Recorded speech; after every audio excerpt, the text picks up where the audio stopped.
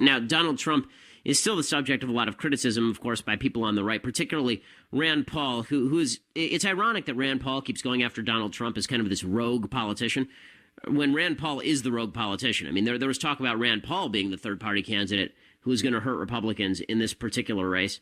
Rand Paul was going after Hillary earlier today, but he's been spending most of his focus on going after Donald Trump. He says it's unthinkable that Republicans should nominate somebody like Donald Trump, not just because of policy, but because Trump refuses to go on record as supporting whoever is the eventual Republican nominee.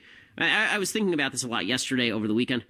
I've come to the conclusion that Trump's answer on this was actually right, not because I think that Trump is doing it for the right reasons. I think that Trump's reason for not supporting the eventual Republican nominee is indeed quite stupid. He says, if you're mean to me, then I might go elsewhere. It's a blackmail tactic.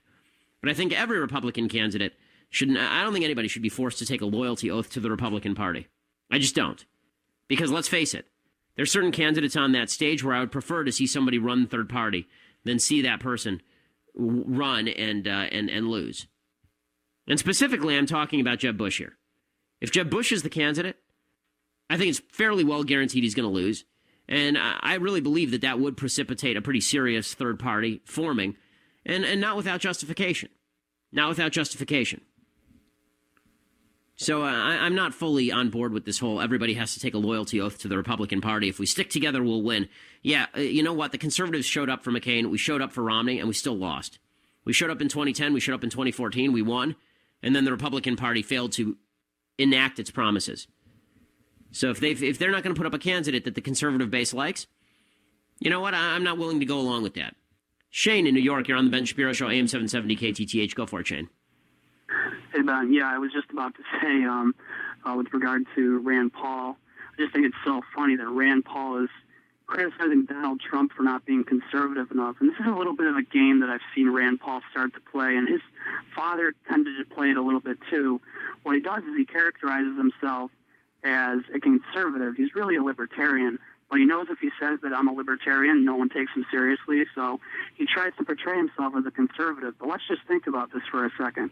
Would a conservative meet with Al Sharpton to discuss criminal justice reform? Would a conservative support restoring voting rights to convicted felons? Would a conservative support Obama's concessions toward Cuba? Would a conservative say that it's ridiculous to assume that Iran is a threat to us? These are all insane positions that Rand Paul takes. And I don't think I've ever heard a media pundit, other than you or a few others, actually bring that out with Rand Paul when they interview him. And I don't think. Yeah, Shane. No, I think this is exactly correct. I think this is exactly correct. And this is why, when I hear Rand Paul criticizing Trump for not taking the loyalty oath, again, the reasons why Trump isn't taking the loyalty oath are fully stupid.